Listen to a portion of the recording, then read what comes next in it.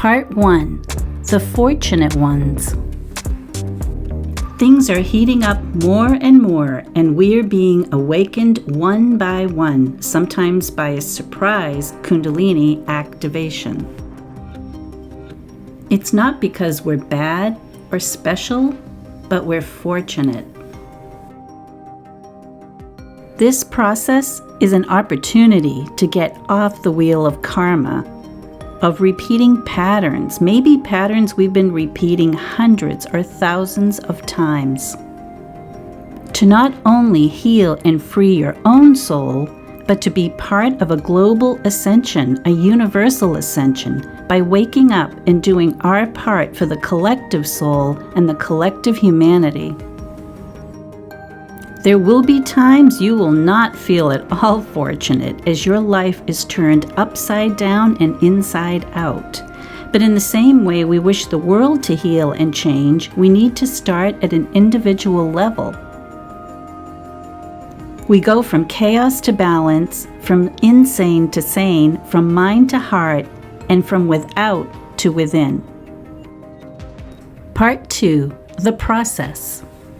When we're awakened through the Kundalini energy, we begin on a purification process through the energy centers or the chakras. There are others that choose to awaken their Kundalini and do so with a teacher or a guru.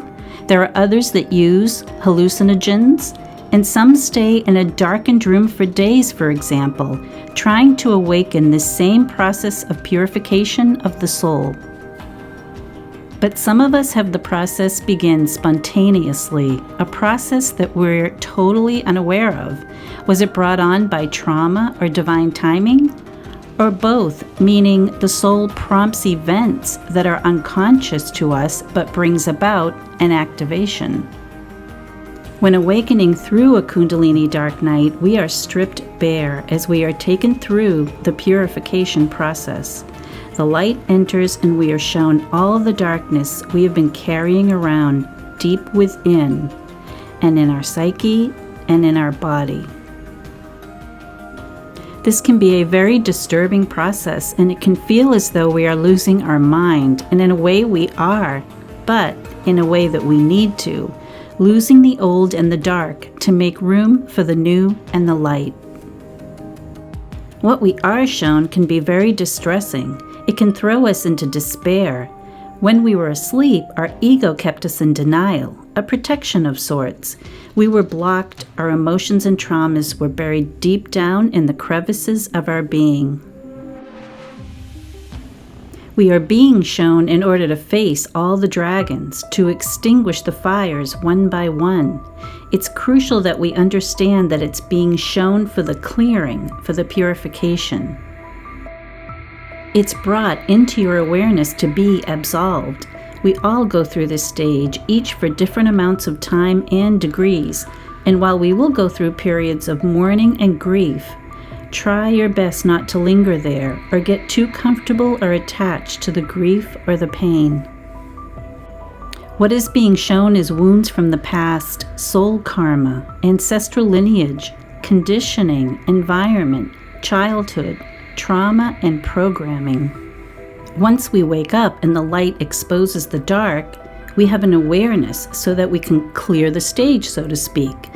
This is all theater, an earth school where we experience many different things with many other people.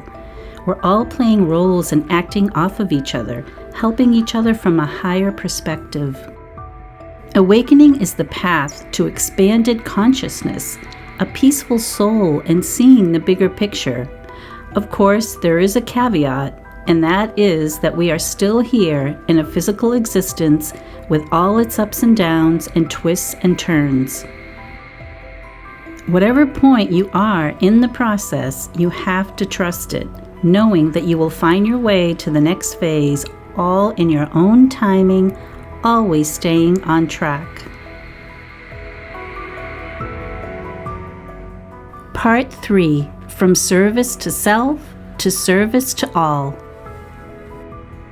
If you see the bigger picture, if you believe you are here for this great time of awakening, if you believe in ascension and evolving, Then free yourself from hanging on to the past. This is so much easier said than done. Believe me, I know. But just do the healing, do the work, and claim your right as a spiritual, eternal being. We are way showers, wanderers, light workers, teachers, and healers. We shed what was false and we remember what is true. It's time to get our house in order individually and collectively. No more repeating of the past. To let go of the past and create new timelines. Imagine that you're on the other side of the veil and looking at yourself now, looking at your life from this higher perspective. What advice would you give yourself? With new awareness, we see things for what they are. We are a witness to all that is happening. We see the tough job we have here on earth. But it's not all doom and gloom. The chains that were wrapped around us are being released, and we join in the emancipation of all souls to be free. No longer will we be our own worst enemy. We can free ourselves from this darkness while taking responsibility of healing our soul and of our purpose for being here. While this can be a solitary path, we are all in this together, making our way each day, some days struggling, some days rejoicing. We make the best of our situation, some days thriving more than others. This process will probably be the hardest thing you've ever had to do, but it will lead you to transformation and evolution of the soul. You have it in you.